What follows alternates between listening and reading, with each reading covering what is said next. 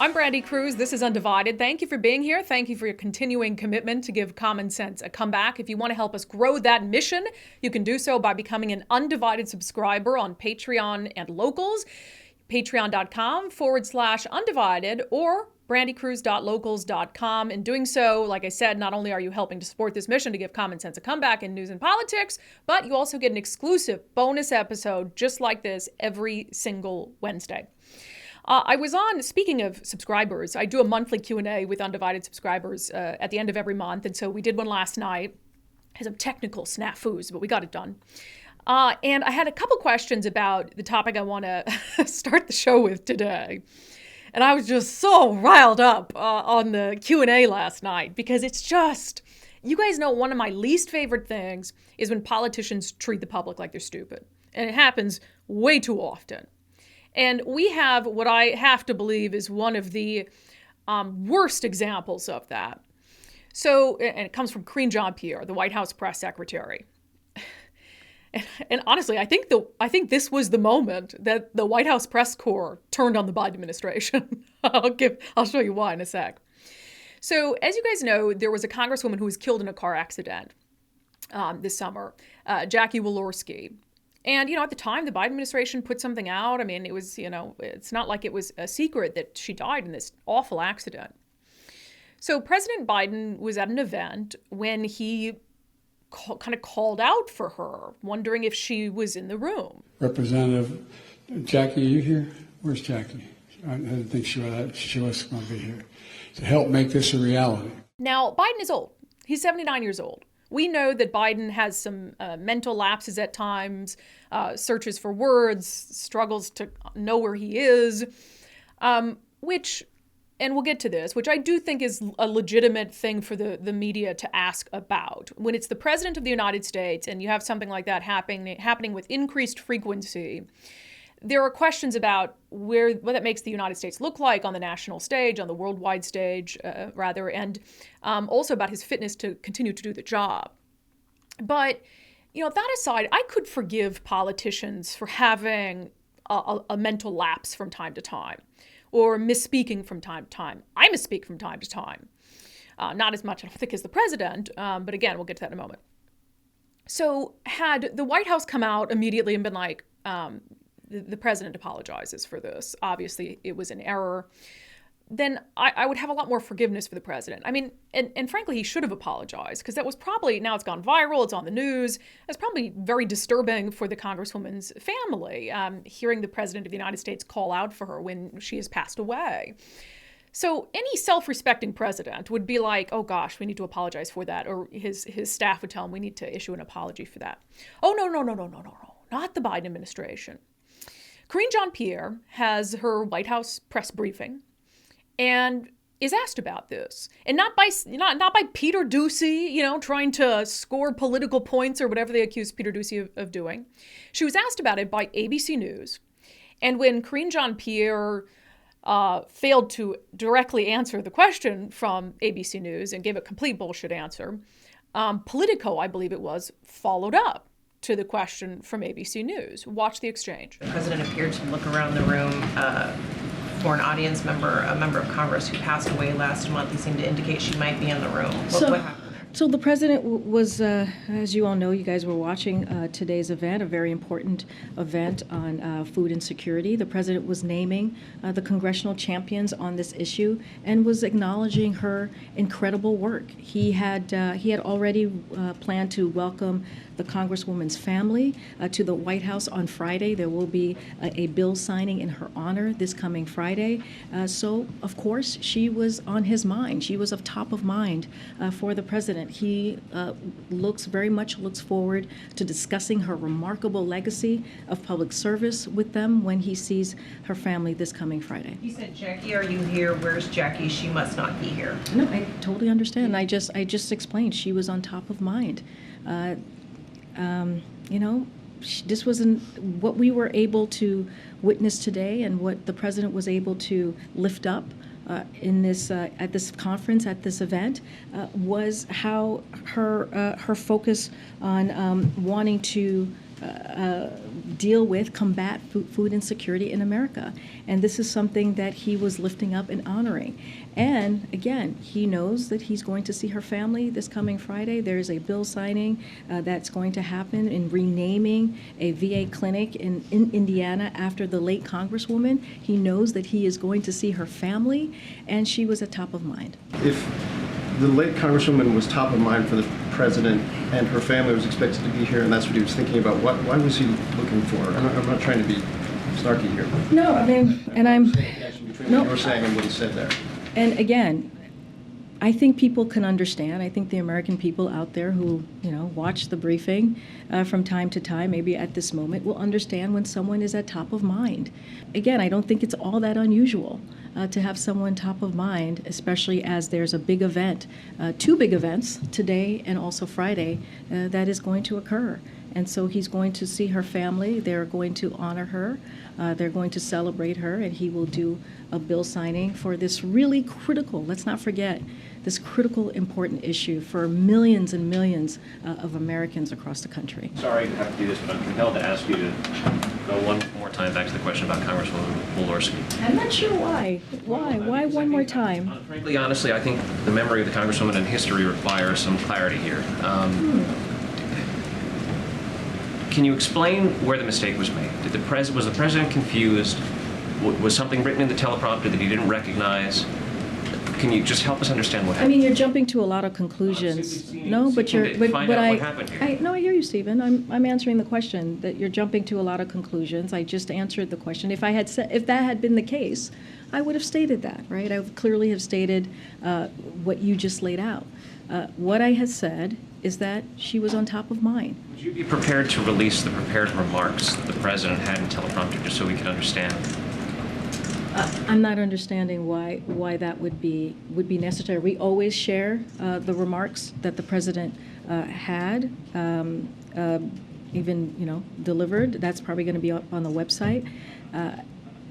Not really sure what that has to do with anything. I just answered the question about her being on top of mind. I don't think that's unusual. I feel like many of us have gone through that particular time where someone is on top of mind and you call them out. And I think we all totally get why she's top of mind. You've made that case pretty effectively. Thank but I you. think the confusing part is why, if she and the family is top of mind, does the president think that she's living and in the room? I don't find that confusing. I mean, I think many people can speak to sometimes when you have someone top of mind, they're a top of mind, exactly that. That is not an unusual scenario there. Maureen, I have John Lennon top of mind just about every day, but I'm not looking around for him anywhere. When you sign a bill for John Lennon as president, then we can have this conversation. Are you kidding me? Honestly. Are you joking? I've seen a lot of bullshit from that lectern. That's the worst thing I've ever seen.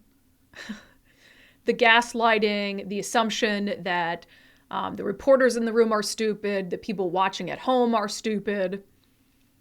And I was really proud of the press corps because after she blew off that question for a second time with a completely ridiculous answer that no one in the world would buy, they went after her. Okay, go ahead. These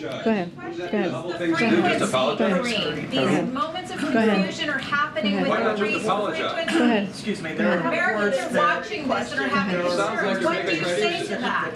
This is a legitimate question. We need to have some answers. At the end of the year, what can you tell us about I'm sorry, that? somebody was yelling over you, so go ahead. There are reports that Treasury Secretary Yellen is looking to leave. It is not the your turn to administration. speak, and you're being rude to your colleagues, and let your colleague answer the question. Go ahead. Go ahead. No, you're yelling and over your colleague. So that is incredibly rude. And you hear one of the reporters asking, why not just apologize? It couldn't believe the way that she was trying to spin this. Why not just apologize, he's saying. And you have another reporter that you can hear kind of shouting, these mental lapses are happening with increased frequency. And for Karine Jean-Pierre, the level of disrespect.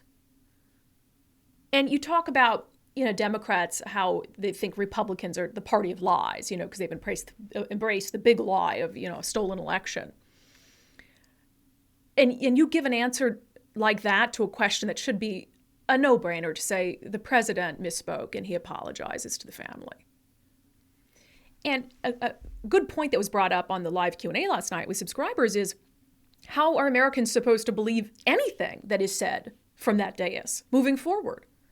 If you can't be straightforward about something that's so obvious, if you have to bullshit to that extent, or if you choose to bullshit to that extent, why should Americans believe anything that she says ever again? I wouldn't. Certainly the media in the room has lost its patience with her, which should have happened a long time ago. This goes beyond just being bad at her job, which she is bad at her job. This is gaslighting to the extreme. And I've said this a million times on the local level. She's paid with taxpayer money. The taxpayers of this country pay her to stand up at that microphone and spew absolute nonsense. No one should be okay with that. I mean, the level of arrogance and deceit,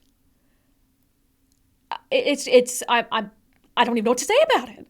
She should be fired. I mean, they won't fire her because she's doing exactly what the administration wants her to do. I mean, we talked on the podcast a few days ago about how Jen Psaki, she stepped down from this role and then she moves over to MSNBC, and all of a sudden she's talking poorly about President Biden, the president she was a mouthpiece for at all costs just a couple months prior.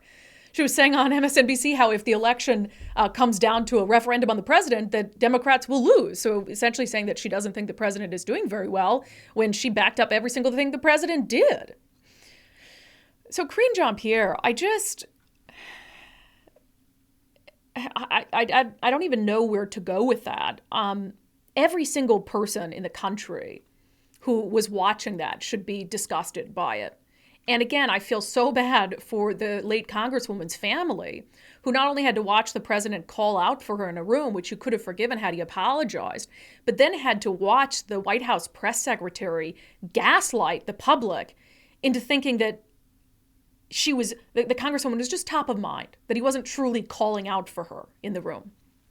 Shame on these people. Shame on all of these people in that administration who are okay with putting this message forward to the public. There was a very interesting opinion piece in the Wall Street Journal about the Senate race in Washington state, which is now getting a lot of national attention, between longtime Democratic Senator Patty Murray and Republican challenger Tiffany Smiley. We talked about some issues related to political ads on the show on Monday, where you've got, the Seattle Times accusing Tiffany Smiley of fear-mongering by talking about crime in Seattle in her ad, but then completely ignoring Patty Murray fear-mongering over abortion by using a woman from Texas in her ad. So I've been critical as it is about the Seattle Times' coverage of this race. But this is a Wall Street Journal article, again, and it was an op-ed. And it talks about some really interesting stuff that's been happening behind the scenes related to two of Tiffany Smiley's political ads that have been out airing. And it has to do with trademarks. So in the Tiffany Smiley ad that we've been talking a lot about on the show, she's standing in front of a Starbucks that closed in Seattle over crime concerns. And you can see the Starbucks behind her, how it's, clearly not operational. It's got graffiti all over it. Well, apparently Starbucks was not happy that Tiffany Smiley was standing in front of one of its stores, even though the store is closed, in her ad. And the Tiffany Smiley campaign, in a press release, said that they were sent a cease and desist letter from Starbucks. And the cease and desist letter accused her of essentially appropriating their logo and using a trademark in an unauthorized fashion for political purposes, for political advantage. So here's the cease and desist letter. It says, Dear Miss Smiley, I write on behalf of Starbucks Corporation. I want to take this opportunity to reach out to you about the recent use of Starbucks intellectual property in an advertisement produced by Smiley for Washington and approved by you in support of your campaign for United States Senator. As you may know, Starbucks is the owner of numerous U.S. trademark and copyright registrations, as well as numerous worldwide registrations for the trademark Starbucks. Starbucks has invested a significant amount of time and money into the promotion of goods and services under the Starbucks brand. Your use of Starbucks intellectual property in an advertisement for your campaign harms Starbucks because it is likely to create an unfounded association in the minds of consumers between Starbucks and your campaign. Starbucks does not permit the use of its brand for political advertisements. Okay, with that statement from Starbucks in mind, let's watch the Tiffany Smiley ad in question again. These doors are closed because it's too dangerous to ask employees to work here anymore. Think about that. For decades, Patty Murray has spearheaded reckless policies that lead to shortages, inflation, and so much crime that you can't even get a cup of coffee from the hometown shop on Capitol Hill, even if you could still afford it. 30 years in the Senate, and this is what she has to show for it? If she won't do the job, I will. I'm Tiffany Smiley, and I approve this message. So you'll notice that nowhere in that ad does Tiffany Smiley say Starbucks. She's just referring to a coffee shop. There's only 2 places in this ad where Starbucks appears. One of those places is in the headline of the Seattle Times article that she shows on screen. And then I was watching and I thought, well, where is the trademark? You know, because it's not just their name being used in a news headline. Where is the trademark here? And I thought, well, maybe I'm missing a logo on the side of the building or that's still up on one of the doors. But I scanned, I was like, no, nothing there. And then you see off, I just have to laugh at these things. Off in the back side of the closed down building, the backwards Starbucks sign. Do you see it? So we're looking at the back side of it. It's barely legible. But I have to imagine that's the only thing I can imagine that Starbucks is taking issue with. And that's what they say in the letter. They say, Starbucks therefore respectfully requests that you either, 1, remove the advertisement from television and internet distribution, or edit the advertisement to remove any visible reference to Starbucks, such as the signage on the building in the advertisement, and remove any reference to the July 11th Seattle Times article regarding Starbucks. We request that you respond to this letter by September 30th, 2022. Okay. So going back to their line here, the core thesis of their argument is your use of Starbucks intellectual property in an advertisement for your campaign harms Starbucks because it is likely to create an unfounded association in the minds of consumers between Starbucks and your campaign. Does anyone listen to this ad and think, oh, Starbucks supports the Tiffany Smiley campaign? So much crime that you can't even get a cup of coffee from the hometown shop on Capitol Hill, even if you could still afford it. It doesn't. No, that argument just doesn't make any sense. Now, look, if this is indeed a trademark infringement, every company has a right to protect its trademark. If this violated trademark laws for use of intellectual property, then the Smiley campaign needs to remove it. That's the bottom line. I mean, nobody should get exceptions for these kinds of things. But I will say the reference to Starbucks is so minuscule that I'm kind of surprised the company is bothering. And apparently they're not the only company that's bothering. Tiffany Smiley also released an ad called Game Day. Here is a portion of that ad. Game day sure has changed. Joe Biden and Patty Murray are working overtime to make everything more expensive, and working families are feeling the squeeze. Hot dogs up 26%, eggs almost 40%, even beer. Are you kidding me? So what's wrong with that ad? Well, the ad shows her husband. He's just on screen for 2 seconds, and he's sitting on the couch in a football jersey. Are you kidding me? In the original ad, it was very apparent that it was a Seattle Seahawks jersey. You could see the little NFL logo. It was the Seahawks colors. But the Smiley campaign got a cease and desist letter from the Seahawks saying, hey, this is improper use, unauthorized use of the Seahawks trademark. So Tiffany Smiley's campaign went back and edited the jersey to make it all blue, get rid of the NFL logo, to try to make the Seahawks happy.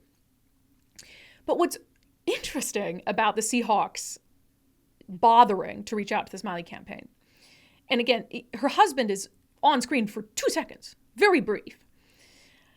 What's interesting is that the jersey he was wearing in that ad was given to him by the Seattle Seahawks organization. You see, Tiffany Smiley's husband raised the 12th man flag at a Seahawks game. And it was in honor of his military service and sacrifice for our country. As you may know, her husband was blinded while serving our country. And so the jersey he has on is actually a 12th man jersey that was given to him after he raised the Seahawks flag. Again, in honor of his service to our country. And now the Seahawks are coming out and saying in this cease and desist that they're prohibited from using this in any manner that may suggest that Smiley is in any way endorsed by or otherwise affiliated with the NFL or the Seahawks. Again, I don't think anybody watching that ad makes that assumption like, oh, the Seahawks must be endorsing Tiffany Smiley's campaign. No, they just see her husband in a jersey. But I have to imagine that there's going to be some veterans who aren't too pleased with the Seahawks going out of their way to try to remove this image of Tiffany Smiley's husband wearing a jersey that the Seahawks gave him because of his service to our country. So now you've got Starbucks cease and desist to the Tiffany Smiley campaign. You've got the Seahawks cease and desist to the Tiffany Smiley campaign. But again, I think corporations have every right in the world to preserve their trademark, and if these were trademark violations, then the Tiffany Smiley campaign has to answer for those. But it's the third cease and desist letter that really gets to me. The third cease and desist letter that Smiley got came from lawyers with the Seattle Times. So the Seattle Times sent a cease and desist letter saying that Tiffany Smiley was engaging in unauthorized use of the Seattle Times logo.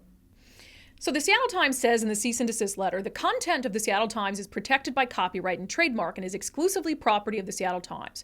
Use of material from the Seattle Times requires the Seattle Times' consent. Under no circumstances, unless expressly licensed by the Seattle Times, may the content be reproduced or imitated, including in advertising material. So they want that clip of their headline to be removed. Now, here's what's weird about this.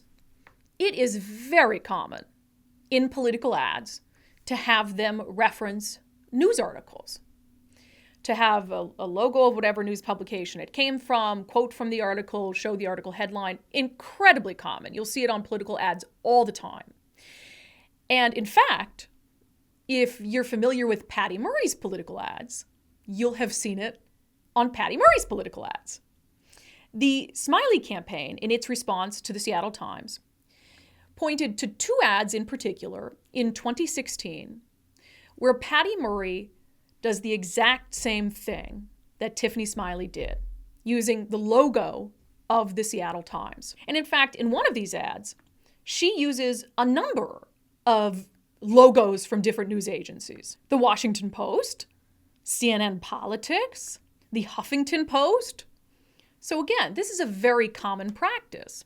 So Tiffany Smiley's campaign comes out and accuses the Seattle Times of illegally using its corporate resources to support the re-election campaign for Senator Patty Murray. She argues, here you have the Times, which has endorsed Patty Murray, and it takes issue with us using their logo, but Patty Murray used it repeatedly in 2016.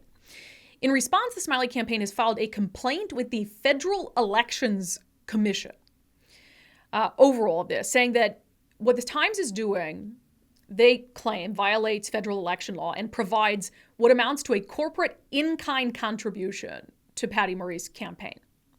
So Tiffany Smiley is suggesting that all of this is some sort of coordinated corporate effort to make sure that Patty Murray wins. Now, I don't think it's coordinated by any stretch. But it is quite interesting that you have Starbucks, the Seahawks, the Seattle Times, all taking issue with these ads at the same time. But I'm less bothered by the Starbucks and the Seahawks opposition. I mean, I think it's a little petty, but I do understand that, if you give an inch, people will take a mile, and they might try to use your brand to try to boost their campaigns. And you could have people engage in really egregious violations and excuse it by pointing to them letting Tiffany Smiley get away with it. So fine. But the Seattle Times one is really concerning to me. It's so common in political advertisements for them to use clips from TV news, and again, clips from articles and show headlines. I've just never heard of an organization doing a news organization doing a cease and desist of this nature. Now, that doesn't mean it hasn't happened. And that's what I've asked the Seattle Times. Did you, ask Patty Murray back in 2016 to cease and desist? Because those ads are still up all these years later on campaign YouTube. If they do not have a good answer for this, then there's a very serious problem here. So let's see if they do have a good answer. The Times did get back to me. Katie Urwert, who is Senior Vice President of Product Marketing and Public Service, responded to my questions. And I had 3 questions for the Seattle Times. Is it true that the Times did not ask the Murray camp to remove the Times logo in previous ads? If so, why not? Can you respond to the claims of an improper in-kind contribution? And how does the Times plan to proceed if Smiley will not pull the ad? So Katie Urwert responded to me and said this. I'll read you the statement in full. The Seattle Times permits candidates to use our logos and marks without charge if done so in a non-misleading manner that provides readers and voters accurate information. Ms. Smiley's ad left the mistaken impression the Times has endorsed her campaign, which violates our policy. Her characterization of this as playing favorites to a specific campaign or political party is inaccurate and a misrepresentation. And then it sent me a link to their policies. What really struck me there is them saying that Ms. Smiley's ad left the mistaken impression the Times has endorsed her campaign. Again, and I'll just play back a clip of the ad, I don't see how the ad comes across as the Times endorsing her campaign. For decades, Patty Murray has spearheaded reckless policies that lead to shortages, inflation, and so much crime that you can't even get a cup of coffee from the hometown shop on Capitol Hill, even if you could still afford it. So I've followed up with the Seattle Times and asked, what about the use in question gives the impression that the Times has endorsed her campaign? My second follow-up question was the Times comfortable with Patty Murray's usage of the logo in 2016 because it had endorsed her campaign in that race? And I put the 2 links to the old Patty Murray ads. So those seem like, very legitimate follow-up questions just to kind of clarify some confusion. And the response I got, polite, but not helpful. Thanks, Brandi. We'll decline further comment on this.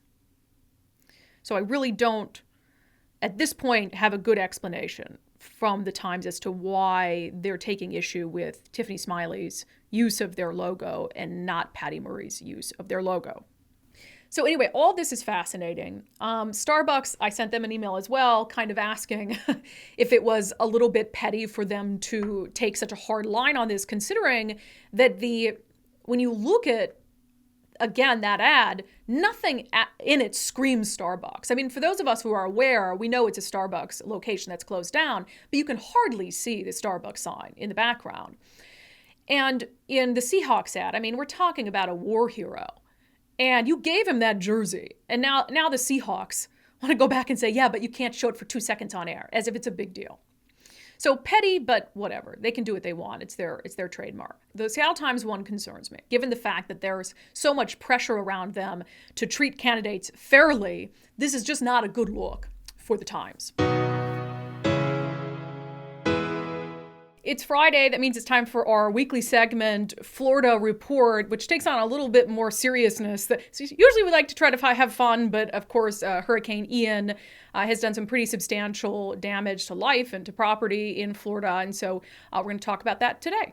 Here's our Florida-based correspondent, my sister Miranda. Are you okay? Yes. Thankfully, Miami escaped the worst of it. We just got a lot of rain for like 3 days straight, a little bit of storm surge, not too bad. That's pretty normal for rainy days. And then a little breeze, like my trash cans got knocked over a couple times, but we are safe in Miami. You know, what's really sweet is undivided subscribers really were worried about you. Oh, I love to hear that. Yeah, there was, so I was at a business meeting yesterday and someone asked, just like stop the meeting, like, is Miranda okay? And then I had a live Q&A with subscribers last night and multiple people were like, hey, how's Miranda? So people were very concerned. I let them know that you were all right.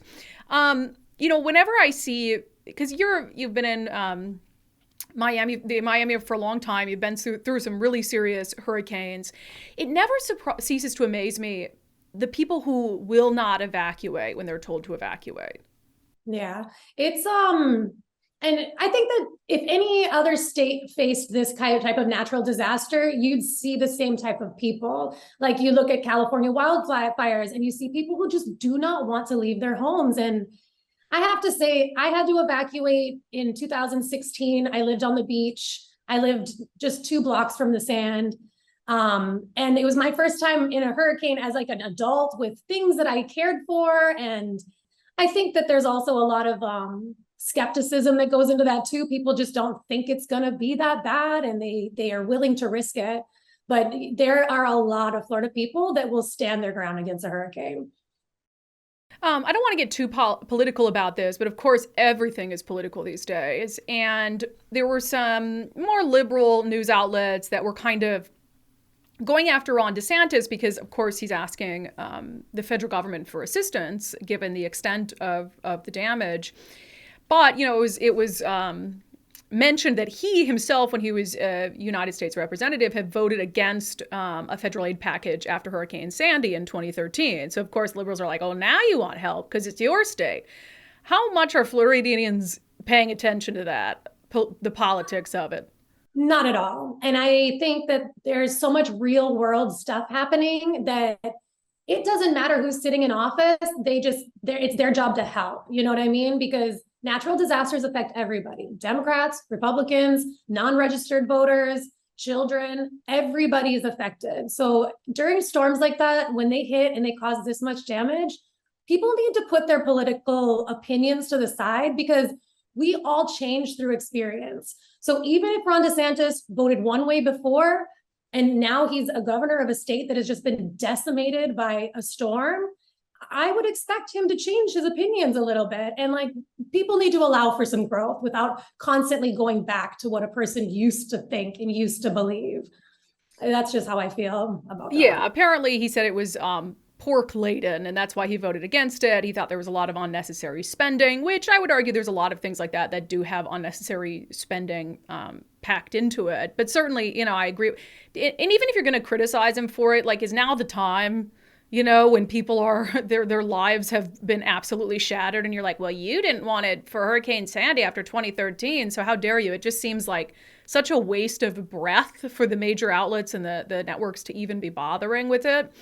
I mean, certainly talk about it after the fact, but when it comes to kind of long-term, you know, like you said, you've been through a lot of these hurricanes, some worse than others, but how are they characterizing, you know, how long it's going to take to recover from this extent of damage?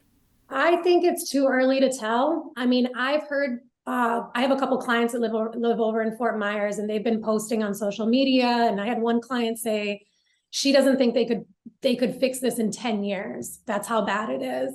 I mean, you got bridges gone, highways gone, entire neighborhoods flooded and destroyed. Even Hurricane Irma in 2016, that's the one that I was evacuated for. That one wasn't even a major storm. I think it hit us as a 3 and then quickly declined to a 2.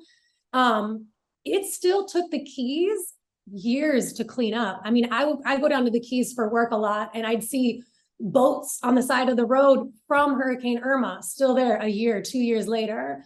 So I know that there's priorities, like when it comes to the cleanup, get the power up and running, get the businesses and the schools going, get the infrastructure and the highways going, and then pick up the boats off the side of the road. But like, it takes a long time to clean up. I mean, I think it was months before the beach was clean during Irma. Like, you'd go out there and there's just all types of crazy ocean stuff, you know, eels and giant starfish and very cool stuff to look at. But the cleanup effort it's long and painstaking. And I don't think any single individual city is even equipped to deal with that kind of stuff by itself. So then you got to wait for assistance to come in from different areas of the state or other parts of the country.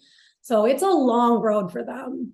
I mean, they don't even have official death toll records or anything yet. Like they're still going like through search and rescue efforts. So I don't even think they're thinking about how much money this is going to cost yet. I think safety is paramount at the moment.